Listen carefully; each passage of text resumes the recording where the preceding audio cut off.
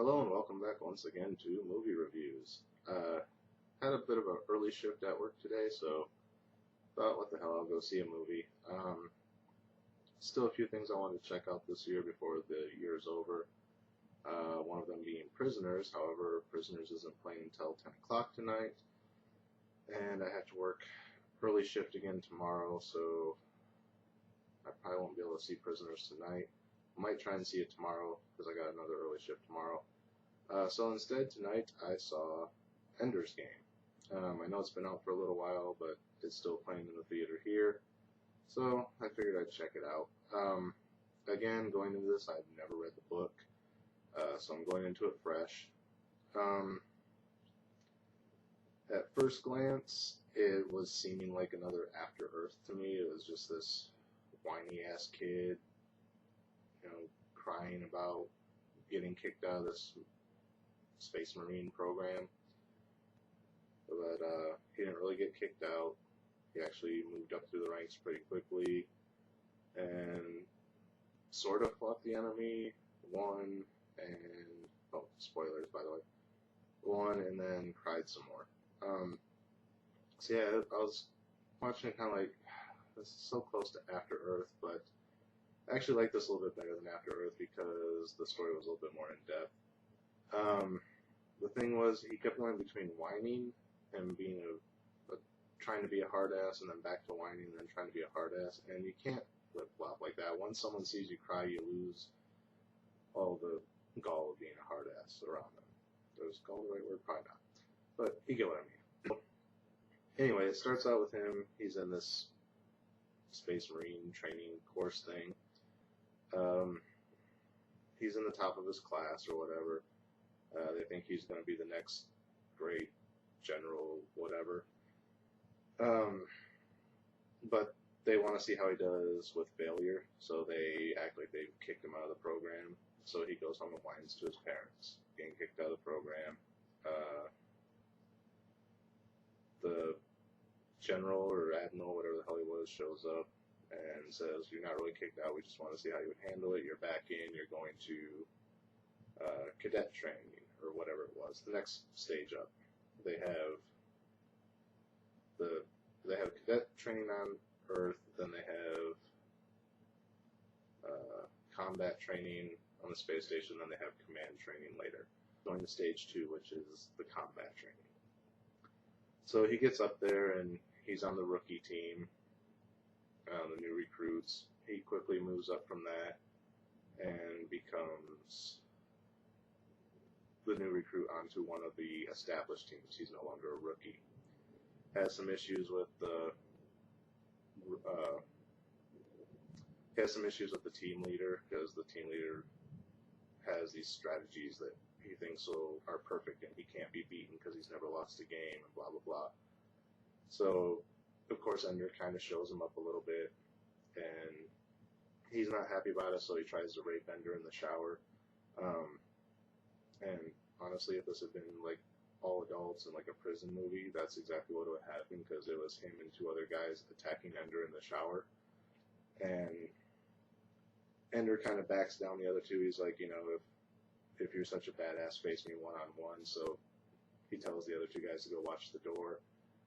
During the fight, Ender basically cripples the kid, knocks him down. He smacks the back of his head and goes into a coma, and he's probably paralyzed because he hit like right at the base of his skull, where the skull and the spine meet. So then Ender wants out of the program because he thinks he killed this kid. So he goes back to Earth.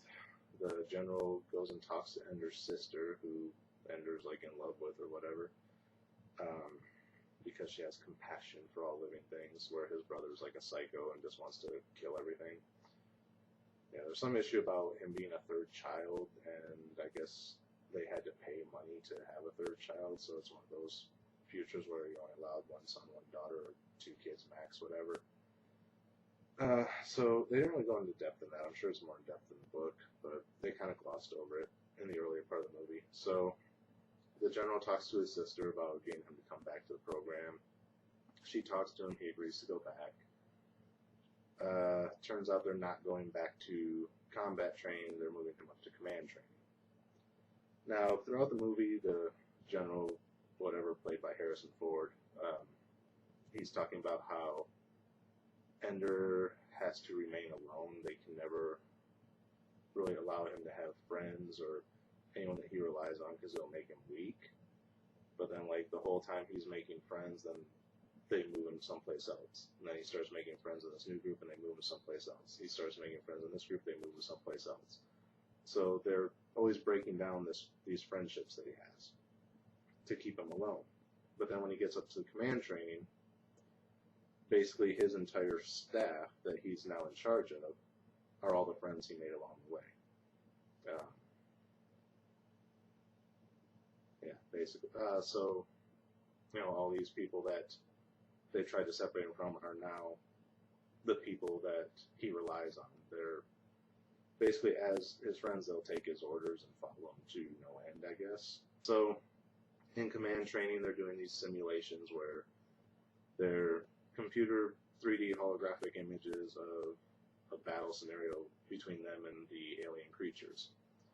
Because the alien creatures came to Earth to try and colonize it, we fought them off, and now we're going in for the attack to keep them from coming back, even though it's been like a decade or something, for like 11 years since anyone's even seen them. But we're going to do the first attack to make sure they never come back.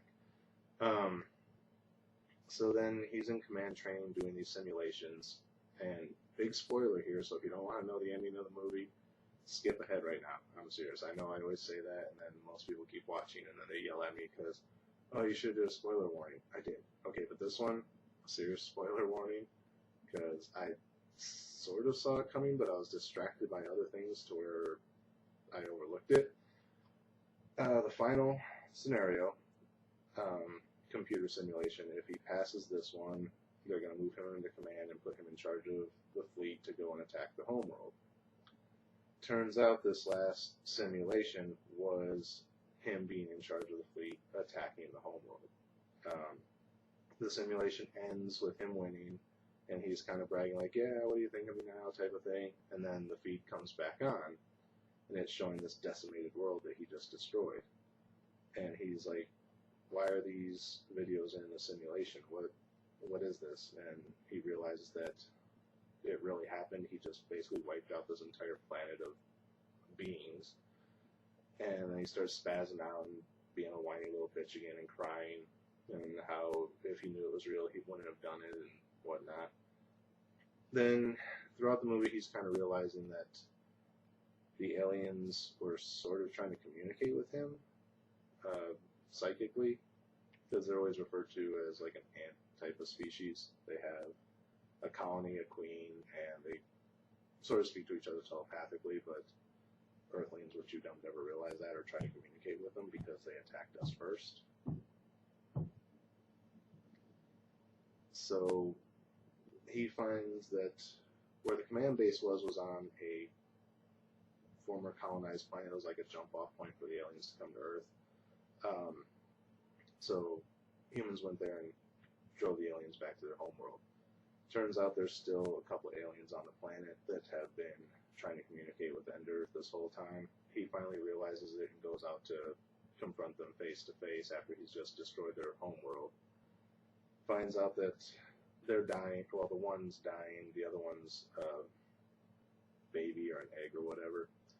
And basically, he says, I'll take care of it. I'll get it someplace safe where it can grow and recolonize and your people will survive, even though I just decimated your entire civilization.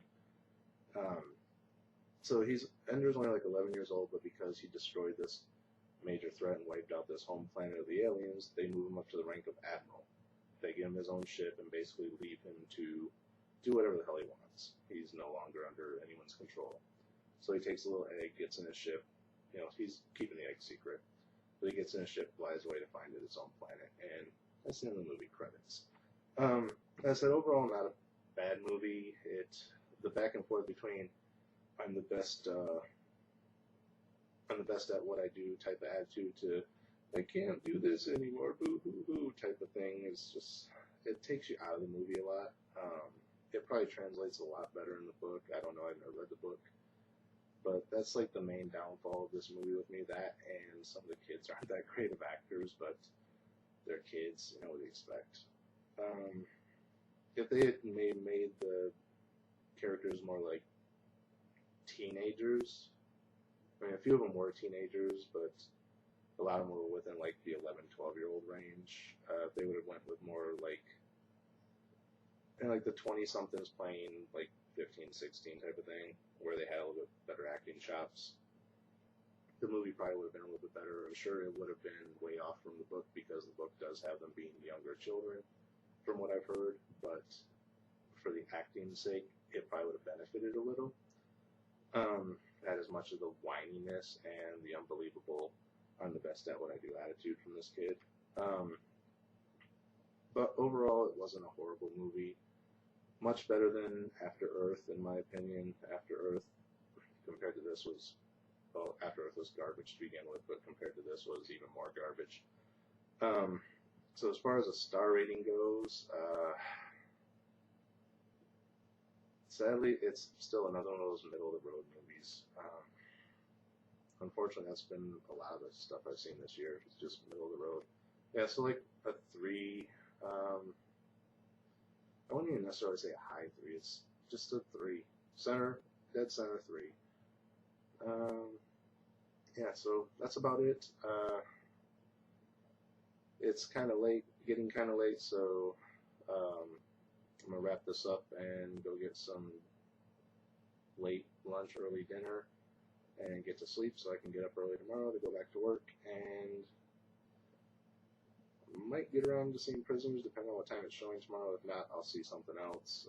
It might be something that's been out for a while, but the theater here only shows a couple movies, and unfortunately there's stuff that's been out for a while. So yeah, that's it for this one. Not sure what I'm going to see tomorrow, but I'll see something. So until then, as always, thanks for watching, and until next time, we'll see you at the movies.